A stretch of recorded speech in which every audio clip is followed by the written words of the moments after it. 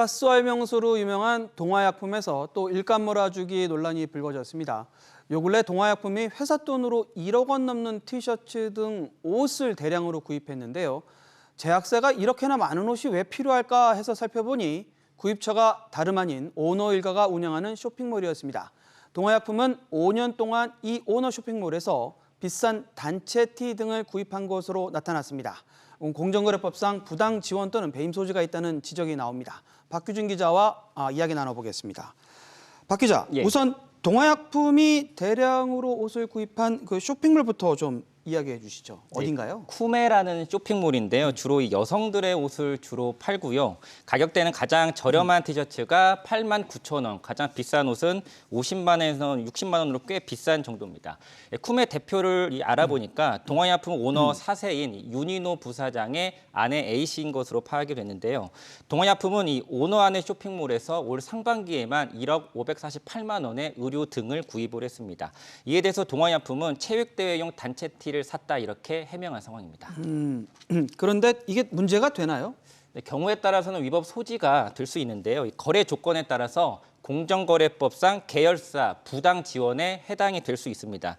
법 내용을 좀 살펴보면요. 이 공정거래법 45조를 보면 이 특수 관계인과 상품 등을 상당히 유리한 조건으로 거래를 한다거나 이 다른 사업자와 거래하면 유리함에도 불구하고 특수 관계인 등을 일부러 껴서 거래하는 것 등을 부당 지원으로 해서 금지하고 있습니다. 이 경우에 대입을 해본다면 동화약품에는 불리하지만 이 쿠메에는 얼마나 유리하게 거래가 됐는지가 핵심 포인트가 될 수 있습니다. 공시 내용을 좀 보면 동화약품이 쿠메에 지급한 옷 가격이 총 1억 548만 원이고요. 이거를 전 사원 803명으로 나누게 되면 옷 한 장당 가격이 최대 13만 원 정도가 되는데요. 사실 일반 대량으로 구입한 티셔츠가 한 개당 3, 4만 원 정도라고 가정을 했을 때 최대 3, 4배 넘게 많은 돈을 주고 동화약품을 샀다 이러한 추정이 가능합니다. 들어보시죠. 적정 가격이 아니고 더 비싼 가격에 구입을 한 것이라거나 회사가 원치 않는 손해를 끼친 것으로 봐서 배임이 성립할 여지가 좀 생길 것 같습니다. 네, 이에 대해서 동화약품은 이 쿠메에 지급한 금액은 티셔츠뿐 아니라 경품 가격까지 합친 것이라고 강조했습니다. 하지만 구입한 티셔츠 금액이 정확히 얼마인지는 기자에게 밝히지 못했습니다. 여튼 제가 봐도 좀 비싼 가격에 산 것 같은데 이 쇼핑몰, 이 쿠메에 대한 부당 지원으로 볼 수 있는 단서가 또 있나요? 네, 전문가들한테 좀 물어보니까 이번 동화약품의 1억 원어치 대량 구매가 쿠메 매출 그리고 쿠메 경영 상황에 얼마나 결정적이고 핵심적인 도움을 줬는지가 중요하다고 이야기를 합니다. 이 부분이 이 부당 지원의 상당성을 판단하는 핵심이라는 겁니다. 매출액만큼의 영업이익도 잘 나오지도 않는 상황이라서 사실 되게 손해를 크게 보고 있는 회사입니다.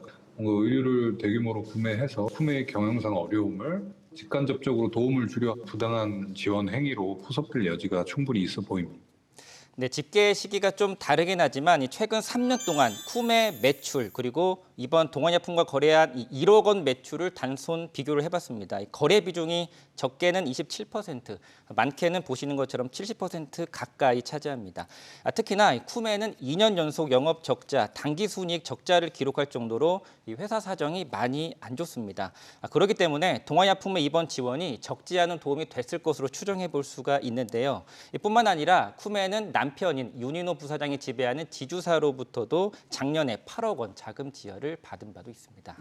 박 기자, 이런 거 감시하라고 하는 것이 바로 공정거래위원회인데 공정거래위원회 이거 갖고도 뭐라고 하는지 좀 이야기를 좀 들어봤습니까?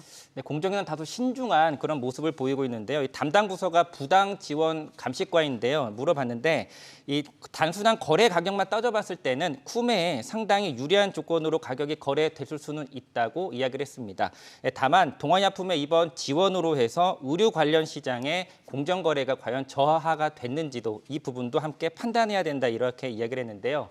쉽게 말하면 상대적으로 시장에 미치는 영향이 작은 이 오너 소유의 이 중견기업 같은 경우에는 법망에서 다소 멀어져 있다는 비판이 나올 수밖에 없습니다. 그런데 박 기자, 동화약품 해명에 석연치 않은 구석이 있다고요? 네, 말씀드린 것처럼 동화약품은 쿠메에서 체육대회용 단체 티를 샀다 이렇게 이야기를 했는데요.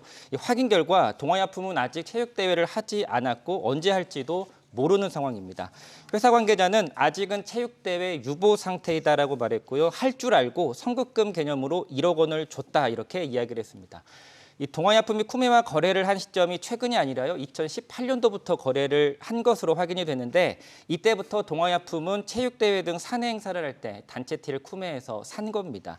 코로나19로 최근 몇 년간은 체육대회를 하지 않았는데 이때조차도 우수 직원 선물 등으로 해서 쿠메에서 옷을 사서 줬습니다.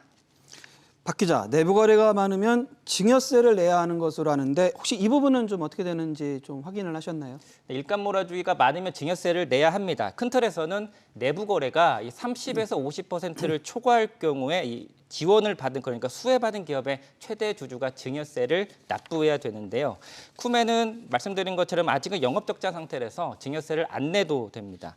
동아약품과의 거래 비중이 60%를 넘는 이 동아 GMP라는 회사 같은 경우에는 증여세 대상이 되고요. 이 경우에 이 회사의 최대 주주 오너인 윤인호 부사장이 증여세를 내야 됩니다. 이 부분에 대해서 이 동아약품에 물어봤더니 올해 증여세를 일부 냈고 내부 거래는 줄이려고 노력하고 있다고 했습니다. 사실 2014년 2월에 기업이 이 회사나 주주보다 충수일가 이익을 먼저 챙기는 걸 막기 위해서 사익 편취 금지 제도가 도입이 됐는데 규제망이 느슨한 중견기업 이하 이 기업들한테는 사실상 유명무실하다는 비판이 나오고 있습니다.